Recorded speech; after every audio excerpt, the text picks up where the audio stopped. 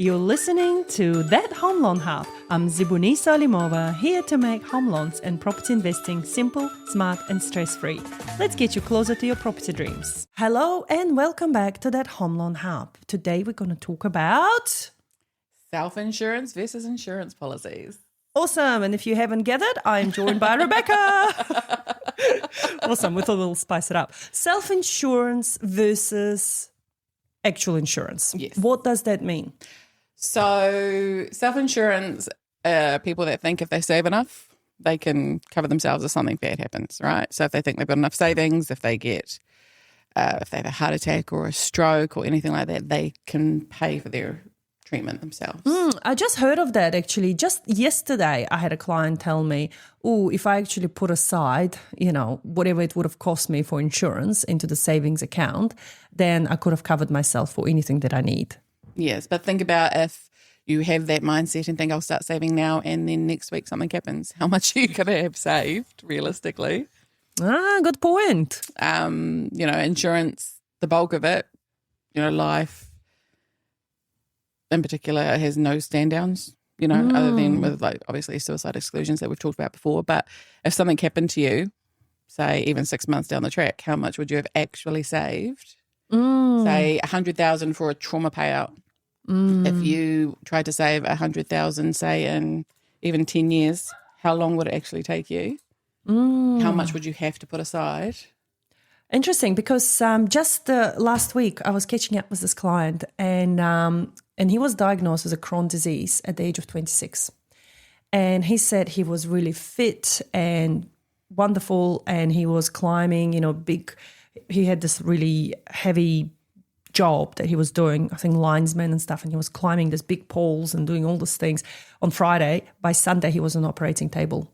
Wow. Because his health declined rapidly. Something happened. His body started attacking itself, so they had to cut out his intestines and do all sorts.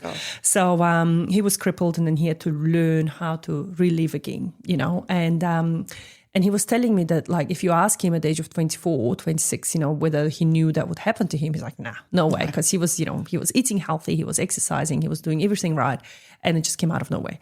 And now he's involved with this volunteering for people, with this charity to help people and kids. And he's like, you have no idea how many kids actually get these things now, and they can't identify what's causing it, whether it's genetic, whether it's not genetic. So it was incredible for me to hear those stories, because he's like, get insurance for your kids the moment they're born. The moment you're pregnant, get that insurance, because that's what saved him long term, because his parents had insurance on him, health-wise. And he's like, oh God, I've claimed over $1 million over the last 10 years on various surgeries and treatments. Think how much he would have had to save for 10 years to get to $1 million. Exactly my point. And he was obviously a teenager when it started. Yeah. If he's 24, 25, whatever it was now. It's insane. You can't save over $1 million in 10 years. No. Unless... God, if you can, I'd love your secrets. But YouTuber. You got to be an influencer. Yeah, but that's the thing, right? People don't think of that. And we've just covered that in the previous episode about how people think they're invincible, nothing will happen to them, and just think that you can go on living your life without thinking of the consequences in the future. But self-insurance, I guess it will work if nothing really happened to you all your life and you put the money aside in high return dividend fund, and then you end up with all the savings at the end. All the savings. And I get it. When people get to 50, 55, 60, insurance does get very expensive. And this is where you got to be like, do I want to put money aside and self-insure or just... take the play. And this is when people usually tend to claim as well, isn't exactly it? That's the age where things start to really happen. I mean, we have younger ones, but mid-50 onwards is the major heart attacks, strokes, cancers, all of the big ones are a lot more predominant. And that's when people are cutting back on their insurance. This is the time where it's like, please don't cut out on your insurance right now.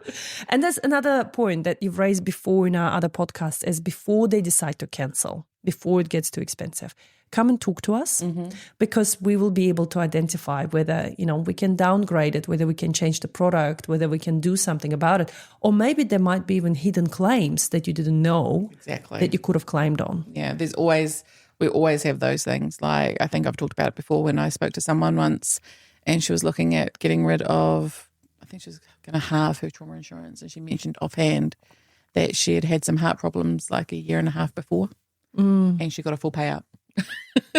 So she got, I think it was $250,000 she got paid out because we had that discussion. Yeah. And that's important, right? That's the power of an advisor. Like, this is why you have an advisor. Don't just think that it's set and forget. It's not just pray and walk away.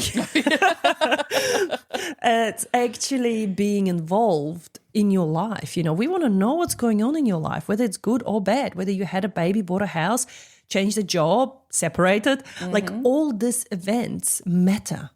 Absolutely. We want to know about them. So awesome. So anything else to add for your self-insurance versus insurance points?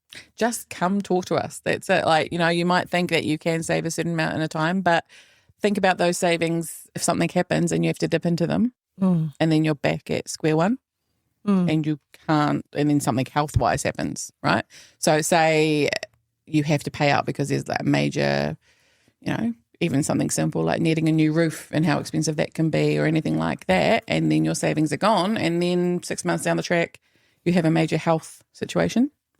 Your savings are completely depleted. You've had 6 months.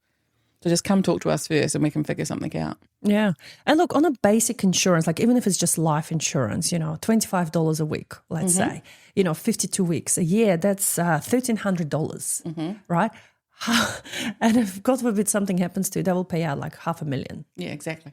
How long do you have to wait to save $500,000?